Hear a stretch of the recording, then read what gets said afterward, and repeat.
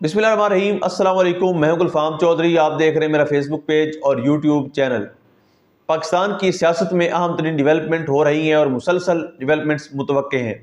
यकीनी तौर पर जो पाकिस्तान के हालात हैं वो यकसर बदलने जा रहे हैं और बड़ी बड़ी तब्दीलियाँ मुतवक्के हैं। इस हवाले से हमारे साथ मौजूद है सिद्दीक जान साहब। उनसे जानते हैं क्या डिवेलपमेंट हुई हैं, पहले उनकी बात सुनते हैं फिर उस पर बात करते हैं। देखें, आलमी प्रेशर जो है ना वो इसलिए है कि ये जो हमारी मौजूदा हुकूमत है ये अमेरिका को बाप मानते हैं। ये पाकिस्तानियों की तो बात सुनते नहीं है।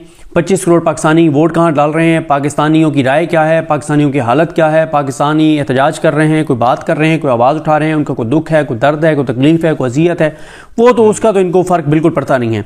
इनको फ़र्क पड़ता है तो वो अमेरिका से फ़र्क पड़ता है। अमेरिका के अलावा इनको किसी चीज़ का फ़र्क नहीं पड़ता।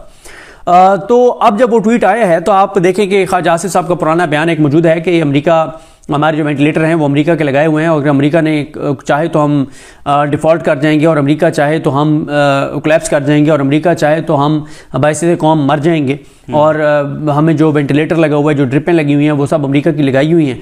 तो वो तो पहले ये बात कह चुके हैं, यानी अपना मौका बता चुके हैं। अब देखें, एक तरफ तो आपको पुरस्कार खामोशी नज़र आती है, यानी उनके बयान के ऊपर जो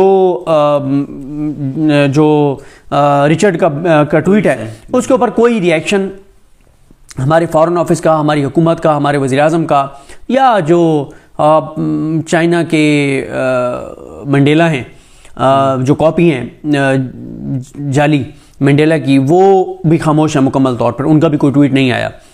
तो इसका मतलब यह है कि दबाव तो है। और फिर आपने ख्वाजा आसिफ साहब के बयान भी देखे हैं, बड़े मोहतात हैं। मतलब कल भी उनका एक बयान था जिसमें उन्होंने कहा कि जब ये बात होगी तो फिर देखेंगे, यानी उन्होंने एब्सोल्युटली नॉट नहीं कहा जो नून लीग वाले फुदकते फिर रहे थे, उछलते फिर रहे थे इनके हामी सोशल मीडिया के ऊपर के एब्सोल्युटली नॉट कहने का वक्त आ गया। कहे ना वजीर दिफा, कहे ना वजीर खारजा, एब्सोल्युटली नॉट कहे ना। क्यों नहीं कहते?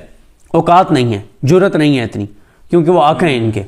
तो ये उन्हीं के कहने पे चलते हैं, चीज़ें करते हैं। और जो कुछ उन्होंने इमरान खान के साथ किया है वो अमेरिका के कहने पे किया। इमरान खान की हुकूमत अमेरिका के कहने पे गिरी, ये लोग आए अमेरिका के कहने पे, अमेरिका इनको लेके आया, साइफर एक हकीकत था, वो सारी चीज़ें थी।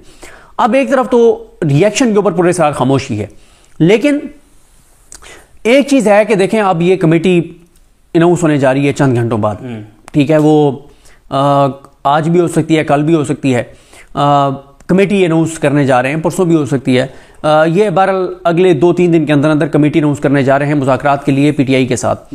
तो ये जो कहते थे कि ये दहशतगर्द जमात है, इनसे मुज़ाकरात नहीं होने चाहिए, तो ये सरेंडर करने तो जा रहे हैं कि मुज़ाकरात के लिए सरेंडर करने तो जा रहे हैं। वैसे मेरे ख्याल में नून लीग चाहती नहीं है कि कोई ना कोई मुज़ाकरात हो, कि फौज और जो तहरीक इंसाफ का एक आपस में टकराव है वो बरकरार है। हनीफ अब्बासी की आज आपने टॉक भी सुनी होगी। देखें, उनकी टॉक तो मैंने नहीं सुनी, लेकिन राना सनौल्ला कल ये उन्होंने कहा है कि हम जब भी बातचीत करेंगे तो वो इस्टेब्लिशमेंट से पूछ के करेंगे।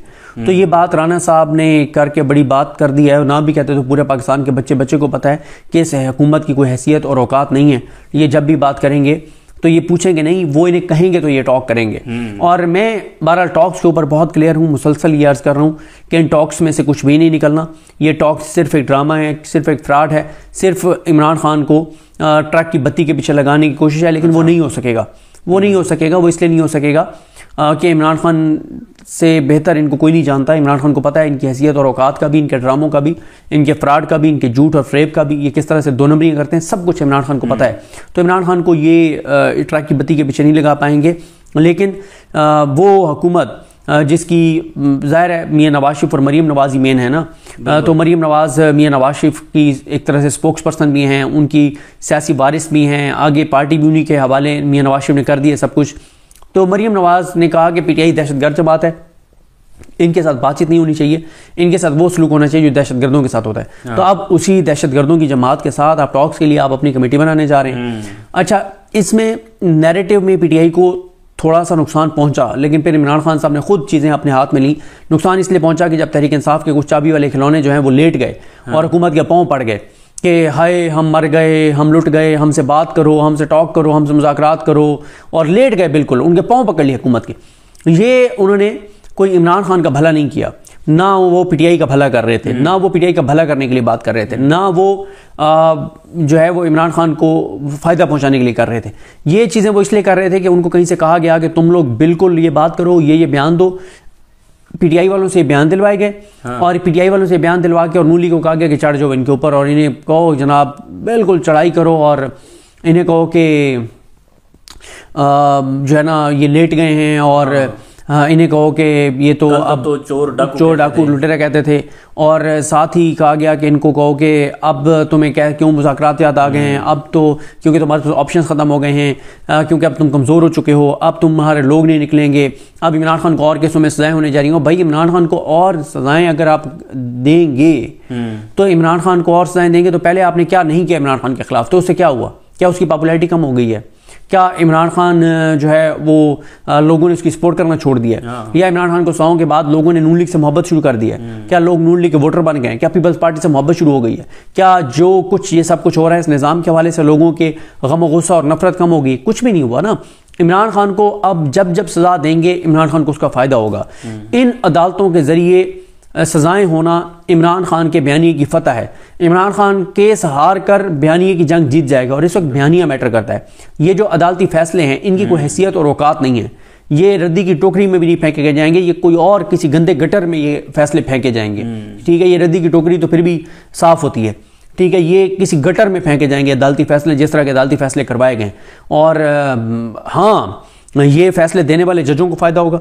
कोई हाई कोर्ट का जज बन जाएगा तो कोई स्पेशल जज लग जाएगा, किसी की तनख्वाह बढ़ जाएगी तो किसी की मरात बढ़ जाएंगी, तो किसी की हाउसिंग सोसाइटी का उसको एनओसी मिल जाएगा, किसी को किसी और तरह से नवाज दिया जाएगा, कोई जज अपने बंदे भर्ती करवा लेगा, किसी जज के भाई को कहीं पे ठेका मिल जाएगा, किसी जज के फैमिली को फ़ायदा हो जाएगा और उसके ख़ानदान में को फ़ायदा हो जाएगा। इस हद तक तो ठीक है, यानी उस जज का फ़ायदा हो जाएगा, बिल्कुल ऐसे। लेकिन ना तो इसका इमरान खान को नुकसान है, पाकिस्तान को ज़रूर इसका नुकसान है। पाकिस्तान को नुकसान ये है कि अब आप इस तरह के जो जजेज़ हैं जो मकरू खेल खेलने वाले हैं, जो 2 नंबर फैसले देने वाले हैं, घटिया फैसले देने वाले हैं, जो मकरू किरदार हैं, पाकिस्तान की अदलिया का जो भयानक और शर्मनाक चेहरा है, ये जज जो हैं, जब आप इनको तरक्कियां देंगे तो आप पाकिस्तान का नुकसान करेंगे ना, पाकिस्तानियों को नुकसान करेंगे।